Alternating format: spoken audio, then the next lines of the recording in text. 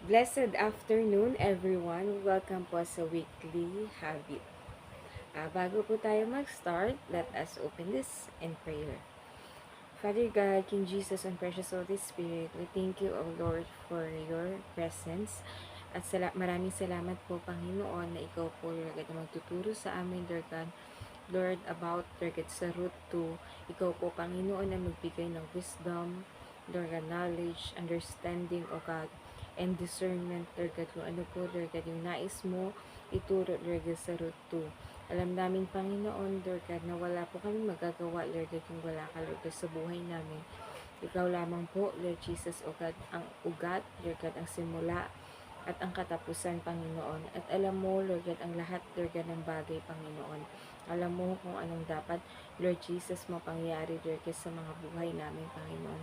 Kaya sa araw na ito, pinagkakatiwala namin ang lahat-lahat, Lord God, sa iyong mga kamay. Maraming salamat po, Panginoon. In Jesus' name I pray. Amen. Dito po sa root 2, um, sabi po dito sa pinaka 1, there was a relative of Naomi's husband, a man of the great wealth, of the family of Elimelech, and his name was Boaz. So Ruth and Moabite said to Naomi, "Please let me go to the field and glean in heads of grain, and after him in whose sight I may find favor." And she said to her, "Go, my daughter."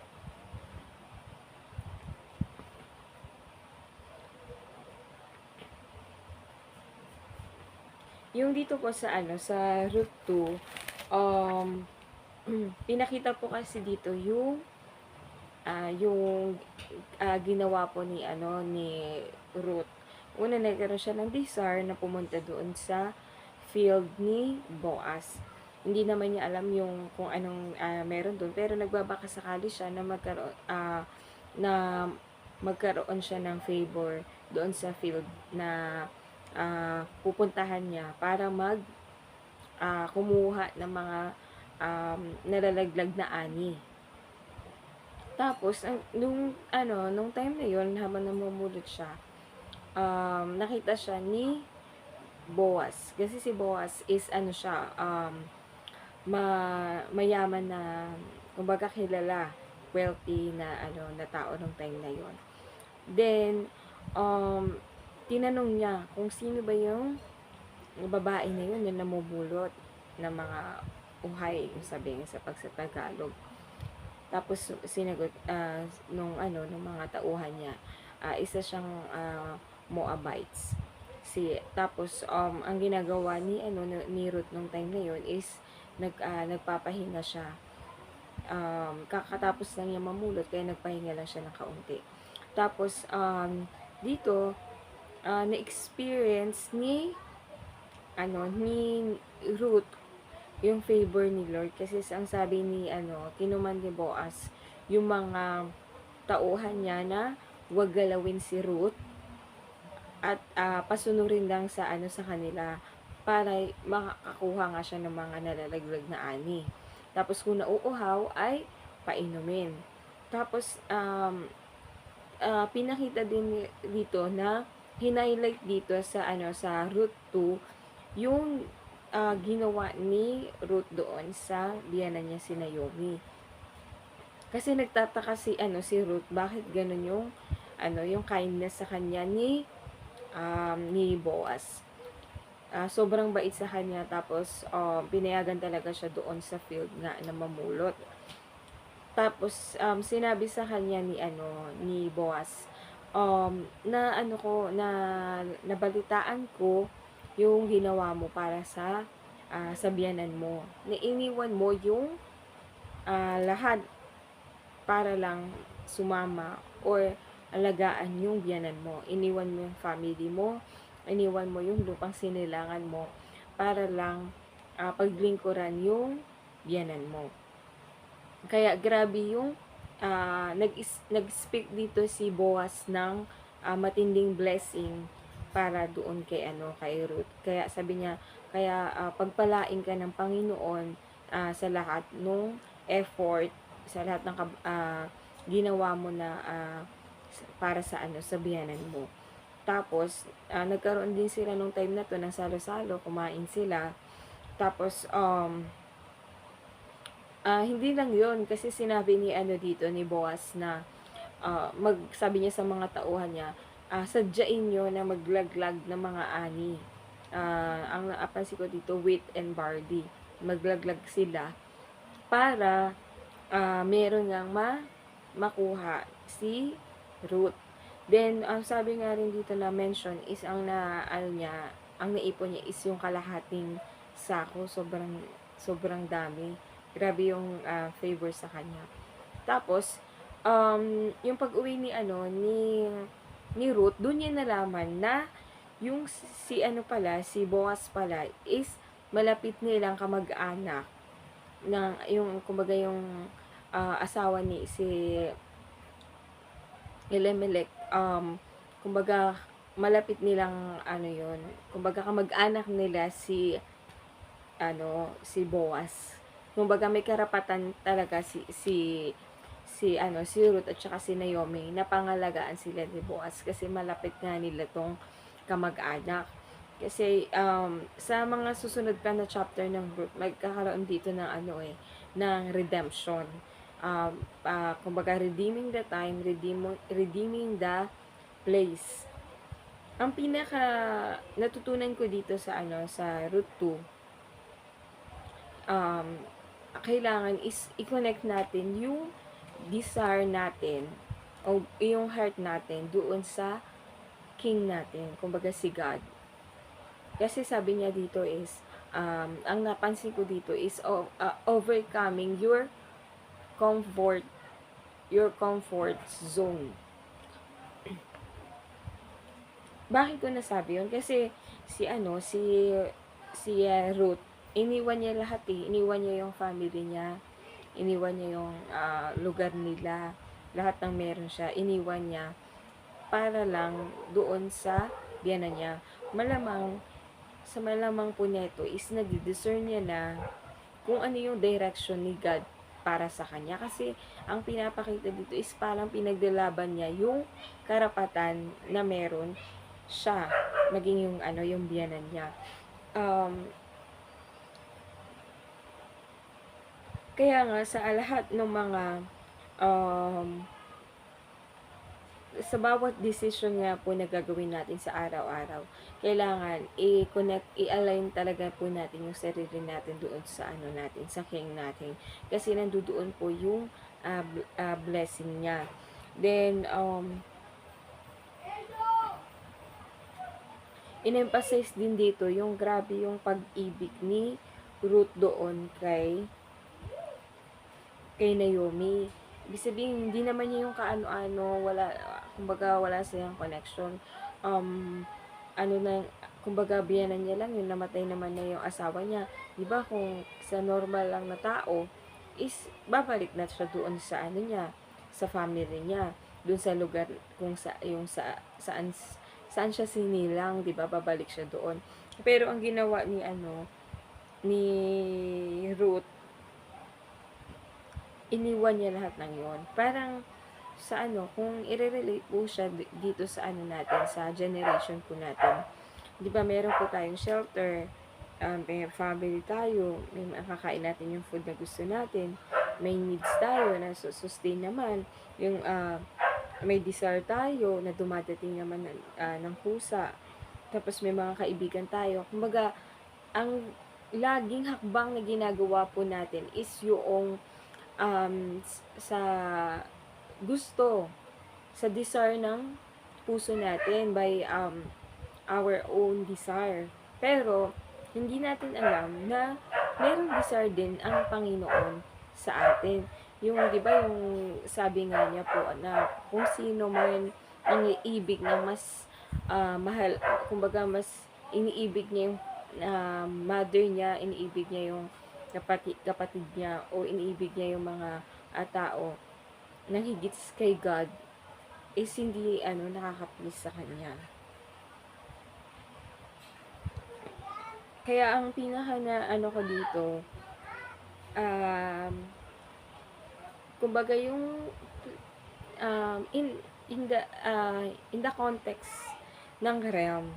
Ibig sabihin, tinatanggal ka ni Lord doon sa comfort zone mo at nilalagay ka niya place, sa land niya, na doon mo mararanasan yung abundance, doon mo mararanasan yung healing, doon mo mararanasan yung redemption, doon mo matatayuan yung position mo, yung privilege mo, and doon mo makiklaim talaga yung pinaka-promise ni God sa bawat isa sa atin. Ibig sabihin, you are living in the kingdom of heaven while you are here on earth. Ibig sabihin, i-deliver ka ni God. Kasi ano siya 'di ba, nag-travel sila from Moab papunta doon sa ano, 'di ba, sa Bethlehem. Doon, kumbaga doon sila na ano napunta, which is the place kung saan sinilang si Lord Jesus, 'di ba? Parang yung place na yun, yung field ni Boaz, yun yung place of refuge, place of the secret place na kung saan matatagpuan mo yung pinaka-call mo, yung purpose mo, yung worth mo. Kasi ang bawat isa po sa atin, katulad ng topic po namin sa sa YA, kung paano ba namin tinitreat yung sa sarili namin na na precious. Kasi tayong lahat is fearfully and wonderfully made. Grabe yung pagkaka-create sa bawat isa sa atin. Grabe yung wisdom. Create talaga tayo na image and likeness ng ating Panginoon. Kaya pag tinitingnan niyo tayo, sobrang sobrang masaya yung Panginoon. Kasi creation niya tayo. Kumbaga, sa pagiging architect niya, sa pagiging creative niya, ikaw yung lumabas, ganito ang itsura mo. Kaya, ang bawat tao maganda, pogi, diba? Merong binigay si God na pribilehiyo na ikaw lamang ang makaka-discover na para sa iyo. Maaring ang ilan-ilan sa atin, isa ka pa rin na pillar sa isang ministry, pillar sa isang company, pillar sa isang organization. Ibig sabihin, ikaw yung pinaka-strength, ikaw yung pinaka-malakas, ikaw yung pagkukuha na, kumbaga, sila, dumidepende sila sa iyo. Bakit? Kasi nga, nakadepende ka kay God. He is the chief cornerstone na hindi ka basta-basta masya-shake. Bakit? Kasi kasama mo siya. Lagi ka nagdudwal sa kanya, kilala mo siya, at kilala mo rin yung sarili mo. At gagamitin ka talaga ni God para ma-deliver yung mga tao doon sa place of refuge din.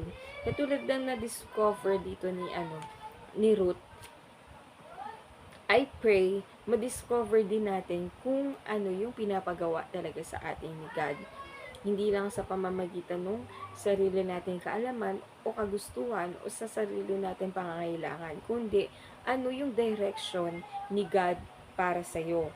Kasi may mga may mga level. Ibig sabihin, kung gaano kadami yung ini-embrace mo dito sa mundo, kung gaano ka-attach ka dito sa mundo or sa mga bagay na meron ka, family man yan, kaibigan man yan, mga bagay na meron ka, mga mahalaga sa iyo, bahay man yan, sasakyan man yan, cellphone man yan, lahat na yung willing ka na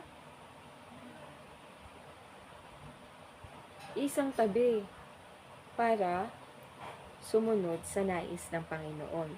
Kasi kung the wake mo, ibinibigay lahat ng yung sinusurrender sa Panginoon, lahat ng yun, at willing kang sumunod sa Kanya,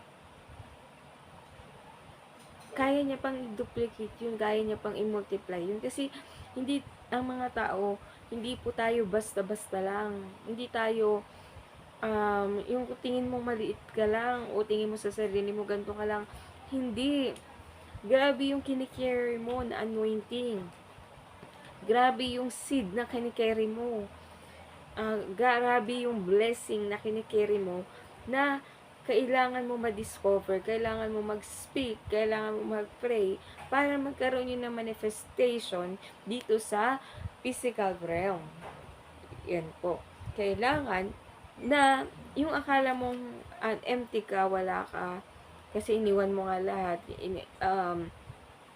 nag-follow ka doon sa will ni God. Kasi, di ba, it's no longer I who lives, but Christ lives in me, di ba?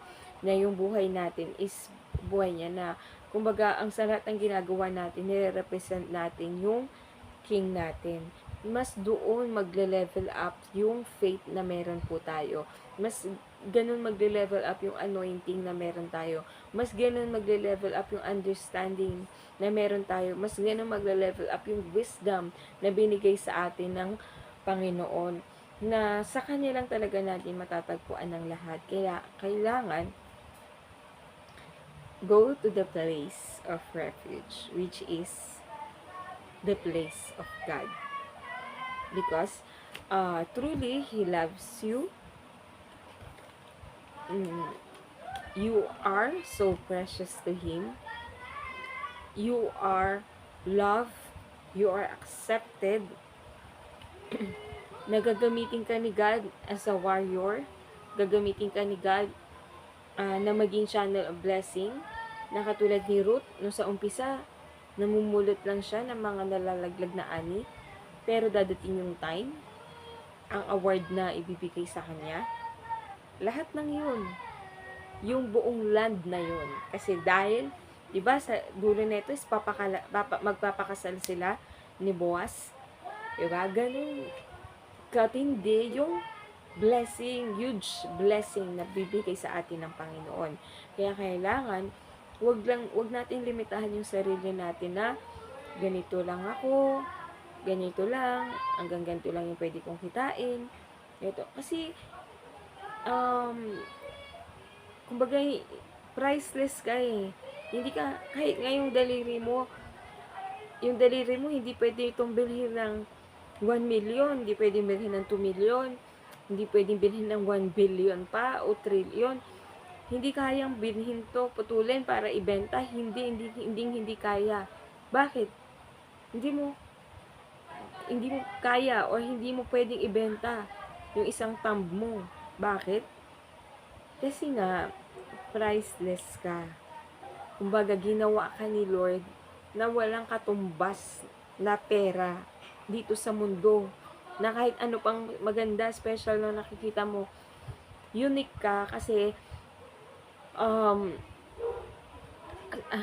kumbaga sobrang tindi mo, diamond ka sa harapan ng Panginoon, gold or apple of the eye ka ng Panginoon. Kaya wag mo i-treat yung sarili mo na ganito lang. Pag na-stress ka, ganito, ganun, kakawain mo sarili mo, mag-isip ka ng negative, nagkaano ka ng anxiety, may stress ka. Hindi, kailangan mo lumabas. Kailangan mo lumabas sa comfort zone mo at kilalanin ang Panginoon. Tanggalin natin yung mga bagay na nakakapaghiwalay sa atin sa Panginoon. Kailangan kilalanin natin siya, alamin natin kung anong gusto niya. Magkaroon tayo ng matinding relationship sa Panginoon kasi ayun lang yung susi ng lahat. Seek ye first the kingdom of God and His righteousness, and the other things shall be added unto you. Ang buong land na yun, yung kaharian ng Panginoon, ikaw ang tagapagmana, ikaw ang katiwala ng Panginoon. Kaya, huwag tayong manghina mga kapatid. Kasi, kung ano man yung mga binabato sa atin na mga negative, hindi po totoo yun. Kasi ang katotohanan is yung testimony na ginawa ng Panginoon sa iyo. Kung paano kanya dinala dito sa IPM. Kung paano kanya binago. 'Di ba? 'Di ba marami nga po dito sa sa mga iba-ibang churches, talaga nag-worship na sila pero yung lifestyle pa rin nila, may mga vices pa rin, may mga SI pa rin, di ba po? Pero nung dinala ka ni Lord sa IVN, di ba nawala naman yung mga vices mo? As you, kung willing ka lang na sumunod, pero hindi naman lahat, yung iba lang din, di ba? Pero sa mga willing, di ba talaga nabago yung buhay nila? Katulad ko, um, wala naman akong kakilala kahit isa sa IPN eh. Ang nakilala ko lang sa sa van is si Ate Mitch. Nung time na yun, nasa ako, matinding depression. Nagbabiyahe ako, ilang beses ako muntikan masagasaan. Yung buhay ko, kala ko wala na lang. Parang katapusan ko na, parang ganun. Pero, nung nadala ako, na deliverance ako, doon na bago yung lahat-lahat sa akin. Doon na, kumbaga, doon yung after ng deliverance ko, nalaman ko kaagad kung paano lumaban. Na, unawa o in-explain kaagad sa akin ni Ate Cha, ni Pastora Cha, yung authority na meron ako. Pag uwi ko dito sa bahay, dineclare ko yung authority ko, dineclare ko yung word ni Lord, yung sino ako, naglagay ako ng oil. Diba? Yung parang down na down ako, mayroong taong ginamit si Lord para iahahon ako, itayo ako ulit. At doon ako natuto kung paano lumaban. Paano maging isang warrior. Paano mag-pray. Paano ganito. Diba? Kailangan ma-appreciate natin yung mga simple things. Kasi yung simple things na yon is galing yon kay God. At sobrang precious nun. Sobrang dapat i-treat natin yun na precious sa atin na ginawa ni God. Kasi lang yun, kung titingnan parang simple lang, pero naging matindi yung impact nun sa buhay ko. Talagang totally nabago yung heart ko, nabago yung lifestyle ko, nabago yung pakikitungo sa tao, nabago yung walk ko. Kumbaga, na-redeem yung yung tunay na ako, yung pribilehiyo na meron ako, yung authority, privileges, yung power, yung position ko in the realm of the spirit. Diba? Kailangan maging grateful po tayo, magkaroon tayo ng spirit of gratitude every moment ng buhay natin. Kahit simple things lang, i-appreciate po natin.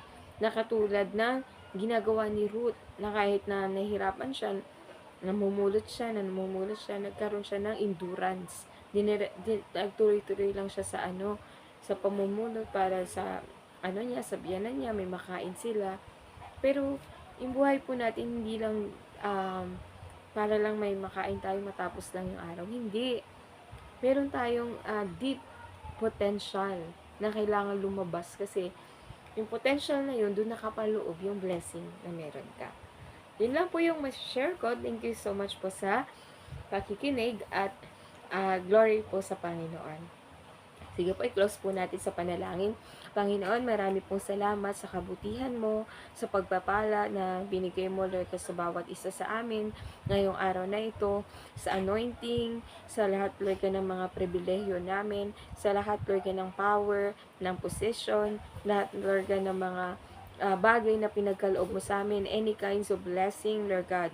Truly, Lord Jesus, we appreciate, Lord God, everything, Lord God. Salamat po, Lord God, sa goodness mo, sa pagmamahal mo, at sa oras, Lord God, ng mga time na nahirapan po kami, Lord God. Ikaw po yung nagre-lift up sa amin, ikaw po yung nagtatayo sa amin.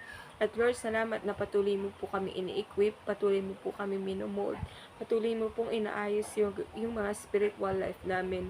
Nawa, Panginoon, Lord God, sa buong IPN family, nawa, Lord God, muli mong ibalik, Lord God, yung apoy, Lord God, apoy na lumalagablab sa aming puso upang ikaw ay kilalanin, upang ikaw ay purihin, upang Lord Jesus maglingkod sa inyo, maglingkod sa aming kapwa, maglingkod Lord Jesus o sa mga tao Lord na kilala man namin o hindi, Panginoon, na ialay namin yung buhay namin, Lord God, para sa inyo, Lord God.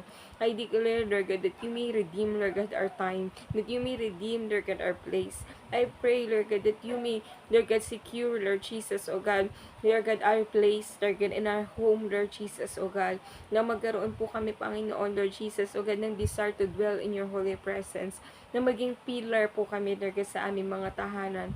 Ready, Lord Jesus, to pray, ready to fight, ready, Lord Jesus, O God, to win every battle, O God, and we know, Lord Jesus, O God, na ikaw po, Lord God, yung gumagawa nito, Lord God, na ire-represent ka lang po namin, Lord God. Halos 10% lang yung gawin namin, pero Lord God, the rest, ikaw ang gumawa, Lord God.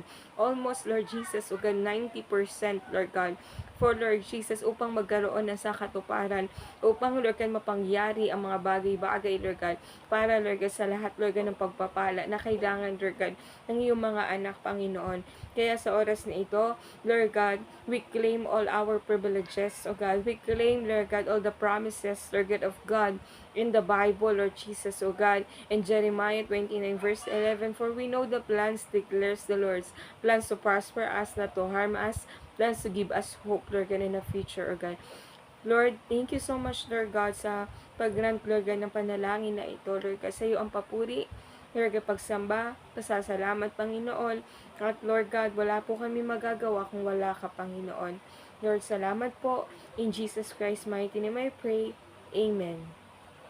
Maraming pong salamat sa pakikinig. Be blessed, everyone. We love you, IPN family.